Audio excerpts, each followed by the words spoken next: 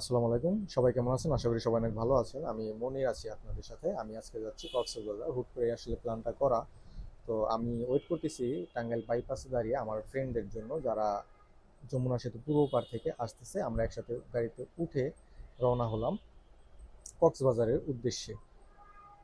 ভিতরে গান বাজছিল, সাথে বাইরে গুড়ি গুড়ি বৃষ্টি। ওয়েদারটা দারুণ ছিল। তো আপনাদের বলে বোঝাতে পারবো না কিরকম ফিলিংস হচ্ছিল আর কি। শুরু থেকে জার্নিটা সবাই অনেক এনজয় করছিলাম। মাঝে মাঝে গাড়ির গ্লাস দিয়ে তাকিয়ে রাস্তা দিয়ে সাই সাই করে চলে যাওয়া বাস, ট্রাক এগুলোও দেখছিলাম। টাঙ্গাইল থেকে গাজীপুর চৌরাস্তা হয়ে আমরা নারায়ণগঞ্জ দিয়ে আহ, কক্সবাজারের উদ্দেশ্যে যাই। ঢাকাটাকে অ্যাভয়েড করি যাতে যানজট রাস্তায় একটু কম পাই। তো দর্শক, আমি এর মাঝখানে একটু বলে নিতে চাই, এটি আমার প্রথম ব্লগ ভিডিও আপনাদের সাথে শেয়ার করছি। আশা করি সবাই পাশে থাকবেন, সাবস্ক্রাইব করবে, আমাকে উৎসাহ দিবেন যাতে ভবিষ্যতে আমি আরও আপনাদের ভালো ভালো ভিডিও আপলোড দিতে পারি, দেখাতে পারি এবং শেয়ার করতে পারি।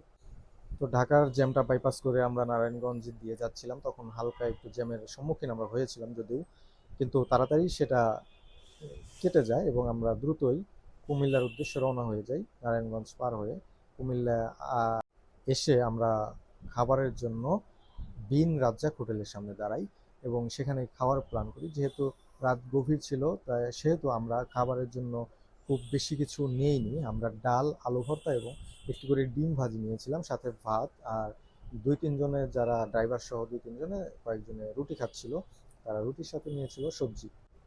ওয়েটার আমাদের খাবার পরিবেশন করে দিয়ে যায়। আমরা নিয়ে নিয়ে খাচ্ছিলাম ভাত, ডাল, আলু ভর্তা। সবাই প্রচণ্ড ক্ষুধার্ত ছিলাম। তো দর্শক, আলু ভর্তাটা আমি আপনাদেরকে দেখাই। আলু ভর্তাটা দেখতে পাচ্ছেন, হয়তো লোভনীয় মনে হচ্ছে দেখে, এবং কি এটি আসলেই লোভনীয়। এটি সরষের তেল দিয়ে ভর্তা করা। এই যে আমার খাবারের প্লেট, আর এই আশেপাশে ডাউল নিচ্ছে। ডাউলটা বেশ ঘন ছিল। ভাতের সাথে মিশিয়ে আমি আলু ভর্তাটা প্রথমে ট্রাই করলাম। প্রথমে হচ্ছে সরিষার তেলের একটা স্মেল আমার নাকে চলে আসে, যেটা আমার কাছে দারুণ একটা অনুভূতি। তো আমরা খাবার খাচ্ছিলাম, সাথে রেস্টও নিয়ে নিচ্ছিলাম। কয়েকজনের পরোটা এবং ডাল সবজি নিচ্ছিল। তারা পরোটা খাচ্ছিল গরম গরম, তারা গরম ভেজে দিচ্ছিল এই রাত 2টার সময়ও।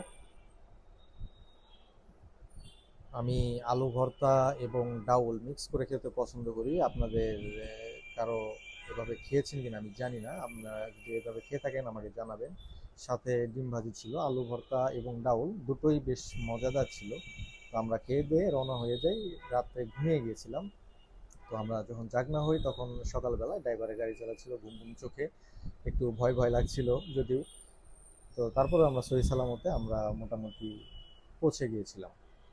আমরা মাঝখানে বেশ কয়েকবার জিরিয়ে নিয়েছি, চা খেয়েছি। তো সেগুলো সব কিছু তোলা হয়নি। তো আমি সরাসরি সৈকতের ভিউটা দেখাবো। আমরা এই তো দেখতে পাচ্ছেন, এটা তো সবাই চেনার কথা যারা কক্সবাজার গিয়েছেন। তো এটা হচ্ছে ডলফিন মোড়ের আগের রাস্তাটা। আমি ভিডিও অন করে রেখেছিলাম যে এখান থেকে একটা সাগরের ভিউ দেখা যায়। এই ভিউটা দেখার জন্য আমি ক্যামেরাটা সাথে সাথে অন করে রেখেছিলাম। তো দেখতে পাচ্ছেন কত সুন্দর রাস্তা। এরপরেই সবচেয়ে চমৎকার যে বিষয়টি সেটা দেখতে পাবেন।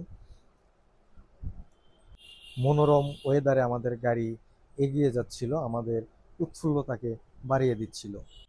এত দূর জার্নি করেও আমাদের মনে হয়নি যে আগে হোটেলে যাব, রেস্ট করবো, তারপর সমুদ্র দেখবো। কিন্তু আমরা মানে সমুদ্র দেখার জন্য উতলা হয়েছিলাম সবাই। এইবার যে কক্সবাজার প্রথম ট্যুর এমন না, কিন্তু এই যে রাস্তাটা, এই রাস্তাটাই আসলেই একটা ভালো ফিলিংস হয়। তো এই যে দেখুন কি সুন্দর ভিউ, মানে রাস্তার শেষ, সাগরের শুরু। অসাধারণ ভাই, অসাধারণ একটি ভিউ। এখানে যারা এই রাস্তার ঢালু নেমেছেন তারা আসলে বুঝতে পারবেন যে ভিউটা কি। তো দেখেন, রিক্সাটা আমাকে একটু ঝামেলা করতেছে। তো তারপরেও বেশ, মানে কি বলবো, এটা এই রাস্তাটা যদি ধরেন অন্য কোনো দেশে হতো, আরো হয়তো সুন্দর বা মনোরম ভাবে তারা ফুটিয়ে তুলতে পারতো। আমরা হয়তো বাংলাদেশে একটু পিছিয়ে আছি এই দিক দিয়ে। আর একটু এগুলেই ডলফিন মোড়।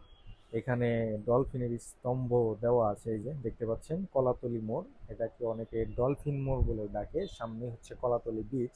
আমি যে বিচটা দেখলাম রাস্তা থেকে সেটা হচ্ছে কলাতলি বিচ। পরের পর্ব খুব দ্রুতই আসছে।